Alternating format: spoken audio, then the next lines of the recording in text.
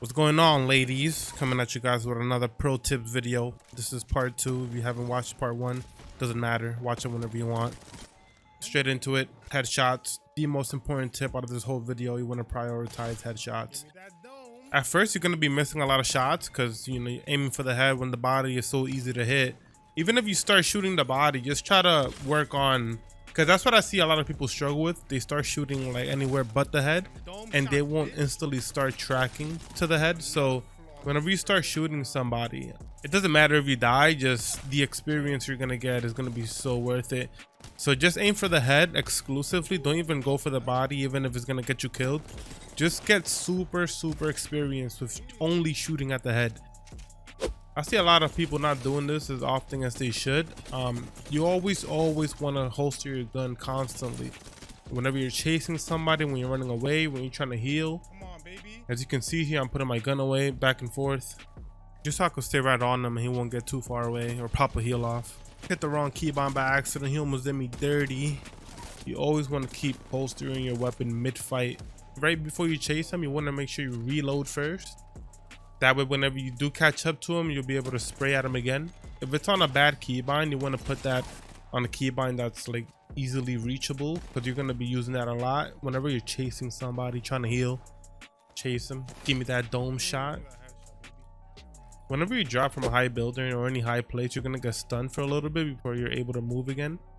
In order to evade this, you want to melee an object before you land. It's really going to help you catch up to speed again instantly. That way you can rotate quicker, which is super important. You want to get really good at ziplining. It's going to help you with your escaping, with your rotations. Straight in, slide, jump, look up, tap E, and then space right after that. That's going to shoot you straight to the next floor. Just hop into a game and just practice this, and forget about your teammates, forget about winning, forget about all of that. Just practice your ziplining work. Zip skipping is so easy to do. It's just spamming E and space to keep projecting yourself up, and it'll also make you harder to hit when you're doing this. You definitely want to get comfortable using zip lines. It's going to help you out a lot, whether it's escaping or you're chasing somebody, rotating. It's going to make it so much quicker and more efficient for you. Something I don't see a lot of people do, is crazy to me, is just not healing while you're sliding into cover. It's so efficient whenever you're trying to get away from somebody and like heal at the same time, especially if you're getting shot at. You don't want to just heal when you get there. You want to start healing already as you're sliding. Slide into this container while I'm healing, and you definitely want to peek while you're healing as well, just to see if that team is pushing you or not. You can also use this while rotating, especially down hills, just to cover some ground and not waste time walking and healing. You want to be able to rotate as fast as possible and not waste too much time. Whenever you want to thirst somebody quick, I find that swaying left and right is gonna expose them enough for you to kill them. And whenever you're looting, you definitely want to make sure you're reloading while you loot. Taking all that shit. Whether you took a jump tower or you're coming off a dropship, you definitely want to lock your screen and scout around. A lot of people don't have comms like that. That's how you're gonna be able to tell who's around you or not. Also, very important, never land together in the same building. You're gonna be very annoying to your other players, and you can land together in the same area but not in the same building. It just depends. If you're contested and you have no other choice, fine, but a lot of times that's not always the case. Super basic, but you want to dolphin dive whenever you're going for far distances. I never let my speed go lower than 135. I usually just go straight down again till like I hit 145, and then you pick it up again. Look at that fucking landing. Don't be afraid to climb the obstacles around you whenever you're fighting. It's gonna sometimes throw your enemy off because they're usually waiting for a ground level fight, but I was able to jump over this guy's head, just catch him off guard easy.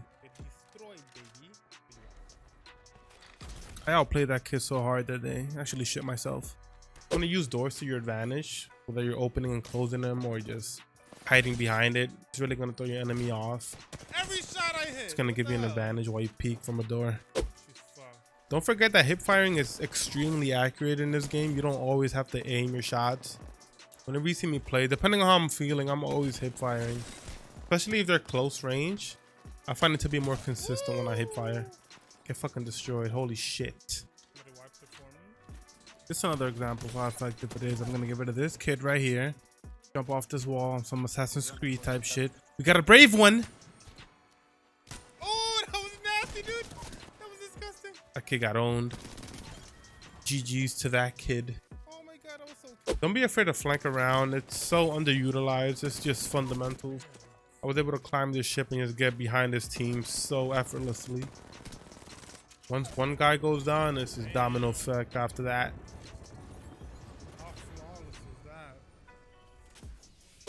This is gonna take some getting used to depending on your keybind, but you wanna spam crouch while you're shooting. It's gonna make you so hard to hit. You also have to keep your accuracy on point while you're doing this. You want to utilize your high ground. You know, I was able to get on top of this house and get a different angle on these guys while my boys down low are able to distract them. A lot of people don't usually do this. They'll just fight head to head, ground floor, catch your enemy off guard a lot. You want to practice your quick scopes often, especially with all snipers, just to get that muscle memory down. Make sure you're getting those flick shots off. Don't overexpose yourself whenever you're fighting, especially if you're fighting more than one person and you have good cover around you. You don't want to overexpose your body because you'll get shredded pretty quick. So you want to make sure you use cover around you and don't overexpose yourself. Keep tracking during all animations, whether it's reloading or changing your guns here. Here I'll switch to my wingman, but I keep the crosshair generally where the lifeline was going. So I was able to get one shot off as soon as I switched to the wingman. Very, very important. Always keep the crosshair on the enemy or wherever the enemy is going to go to for the most part.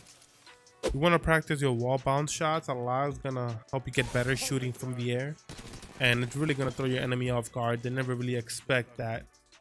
A lot of people forget that you don't always have to shoot your enemy to kill him or down him. You can also melee, especially when it's close combat and you're just coming off a reload. Just hit the melee button. You never know. Especially with the close gapping mechanic in this game, it's horrible. You just get one melee off and just go for the wipe. This is super important. I can't stress this enough. You want to shoot from behind cover if you have it around you. It's gonna make it so hard for you to hit when you're getting shots off behind cover. It's extremely difficult to combat a PK around cover.